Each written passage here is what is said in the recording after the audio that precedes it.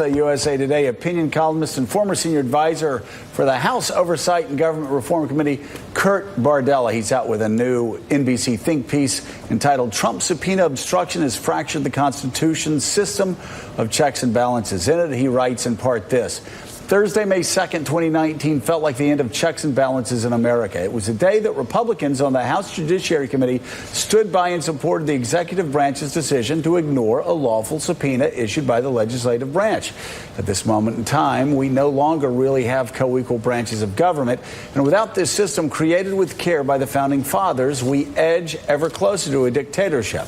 This executive branch is flagrantly undermining the legislative branch, and it clearly thinks it can get away with it. Hey, Kurt, thanks so much for being with us. For several years, we've been concerned that the idea of Madisonian democracy, the checks and balances that the founders put into the Constitution, were being run over, was no more in evidence than last week. All right, this is no longer theoretical, what would happen if an executive decided to ignore Congress.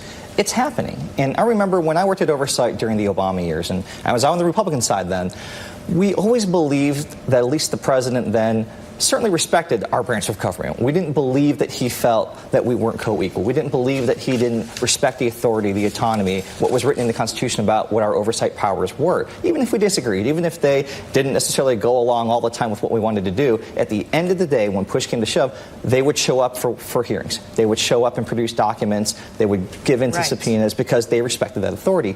That's no longer the case. And this is a situation where I think of the Washington Post, democracy dies in darkness. This is happening in broad daylight for everybody to see in full public view. So, Kurt, eventually, this is going to end up, as Ruth just indicated, it's going to end up in the courts. And it's going to go through the court system. And eventually it's going to get to the Supreme Court.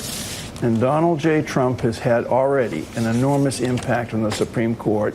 And when that happens, could we be looking at a situation where norms that we've taken for granted since the Constitution was written is up for jump ball? Yeah, absolutely. Which is why, again, elections have consequences. And Trump's decisions to put different people on the court, it's hard to imagine, at least in his mind, we know how transactional he is, that in any situation they would rule against something that he wants. In his mind, he thinks that the court's in his favor no matter what. He doesn't mind if it goes to court. He's actually rooting for that because, one, it takes time. When we took the Attorney General to court when we were at the Oversight Committee, it took 4 years before we actually got a resolution to that, and the president was already on his way out of office.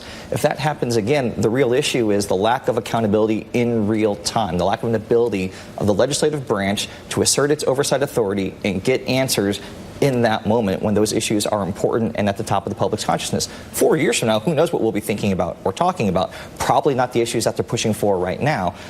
The design that we have in our Constitution was meant for accountability in that moment, and that's really what's at stake right now. That's what's being trampled on.